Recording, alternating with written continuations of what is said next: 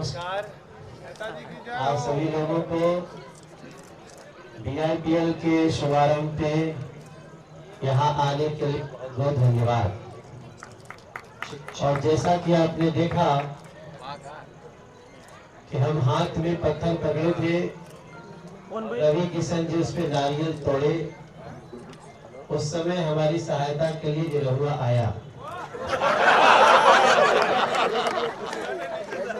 हाँ, वैसे चाहे तो आप इस बड़ी लंबी से स्टोरी लिख सकते हैं कि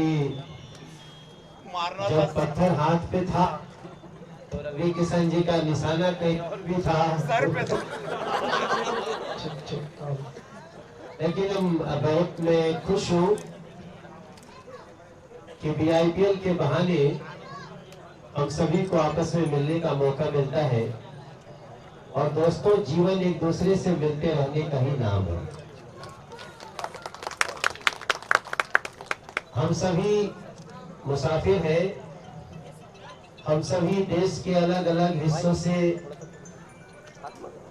उत्तर प्रदेश, बिहार, झारखंड, अगर भोजपुरी इंडस्ट्री की जननी भूमि है तो इसके नाते भी हम आपस में भी कोई 200 किलोमीटर दूर, कोई 400 किलोमीटर दूर हम सभी रहते हैं। लेकिन जैसे इस प्लेटफॉर्म पे खड़े होते हैं लगता है बस घर ही के हैं, हम सभी एक घर के हैं, एक परिवार के। और इसके लिए थोड़ा कम टाइम निकालना पड़े तो मैं समझता हूँ ये हम सब अपनी खुशियों के लिए निकाल रहे हैं।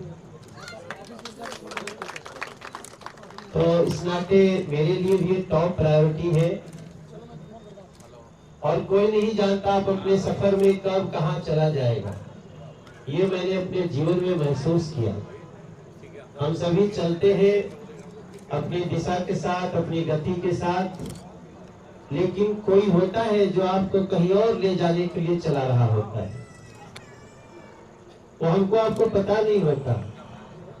हम अक्सर समझते हैं बड़े समझदार हैं, बड़ी अच्छी प्लानिंग कर रहे हैं, बट उसके साथ साथ कोई और भी है जो हमारी प्लानिंग करते रहता है। इन सारे विचारों को BIPL के फोरम पे हमें डिस्कस करते रहना है। रवि किशन जी, दिनेश लाल यादव जी क्यों बोला उसको, मेरा छोटा भाई दिनेश, निरहुआ और हमारी प्यारी प्यारी हीरोइंस। अभी रानी चटर्जी को देखता हूँ तो मुझे लगता है मैं ससुराल पैसे वाले के सेट पे हूँ। वैसे ही चेहरा, वैसे ही हंसी, वैसे ही नाक, कुछ भी नहीं।